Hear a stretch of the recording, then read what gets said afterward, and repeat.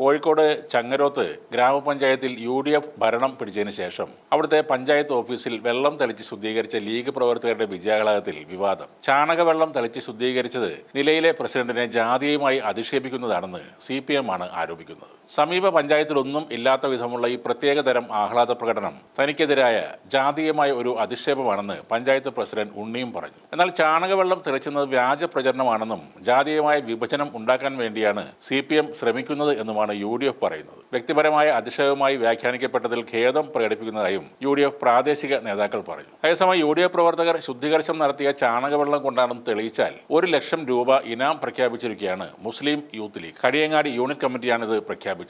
ശുദ്ധീകരണം നടത്തിയെന്ന് കുപ്രചരണമാണെന്നും youth league ചൂണ്ടിക്കാണിക്കുന്നു. ചങ്ങരോത്ത് ഗ്രാമപഞ്ചായത്തിലെ 20 വാർഡുകളിൽ 19 വാർഡുകളിലും UDF സ്ഥാനാർത്ഥികൾ വിജയിച്ചിരുന്നു. കഴിഞ്ഞ തവണ 10 വാർഡുകളോടെ ഭരണം പിടിച്ച LDF ഇത്തവണ വെറും 1 വാർഡിൽ മാത്രമാണ് ജയിച്ചു കയറിയത്. എന്നാൽ ഈ സംഭവത്തെ മീഡിയ 1 പോലെയുള്ള ചാനലുകൾ മാത്രമാണ് ലഘൂകരിച്ച് കാണിക്കുന്നതെന്നാണ് CPM അണികൾ പറയുന്നത്. മൗദൂദി സപ്പോർട്ടുള്ള ചാനലുകൾ പറയുന്നത് കണ്ടാൽ ചെങ്ങോരത്ത് പഞ്ചായത്ത് ആകെ പൊടി പിടിച്ച് നാശമായി കിടന്നിരുന്നു, അത് മുസ്ലിം ലീഗ് പ്രവർത്തകർ വെള്ളമടിച്ച് കഴുകി വൃത്തിയാക്കി എന്നാണ് തോന്നുക.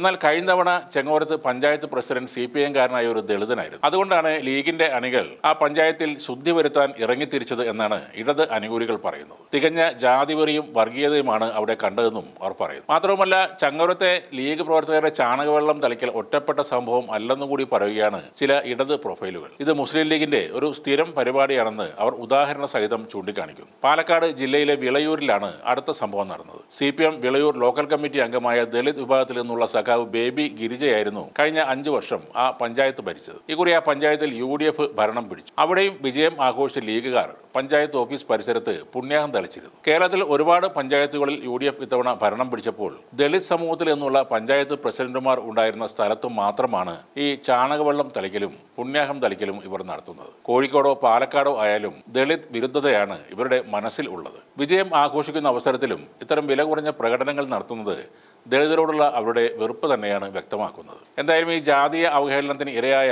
ചങ്ങരോത്ത് പഞ്ചായത്ത് പ്രസിഡന്റ് ഉണ്ണി വേങ്ങേരി കുറ്റക്കാർക്കെതിരെ നടപടി ആവശ്യപ്പെട്ട് പേരാമ്പ്ര DYSPക്ക് പരാതി നൽകിയിട്ടുണ്ട്. UDF പ്രവർത്തകർ പഞ്ചായത്ത് ഓഫീസിൽ ചാണകവെള്ളം തളിക്കുന്ന വീഡിയോയും നവമാധ്യമങ്ങളിലൂടെ UDF പ്രചരിപ്പിച്ച വാർത്തകളും തെളിവായി ഹാജരാക്കുകയും ചെയ്തു. പട്ടികജാതി പട്ടികവർഗ ക്ഷേമ മന്ത്രി, പട്ടികജാതി ക്ഷേമ കമ്മീഷൻ എന്നിവർക്കും പരാതി നൽകിയിട്ടുണ്ട്. തെരഞ്ഞെടുപ്പ് ഫലം വന്ന ശനിയാഴ്ച ഉച്ചയ്ക്കാണ് youth league panchayat treasurer PM ഫൈസലിന്റെ നേതൃത്വത്തിൽ പഞ്ചായത്ത് ഓഫീസിൽ ചൂലും ബക്കറ്റിൽ ചാണകവെള്ളവുമായി ഇവർ അഴിഞ്ഞാടിയത്.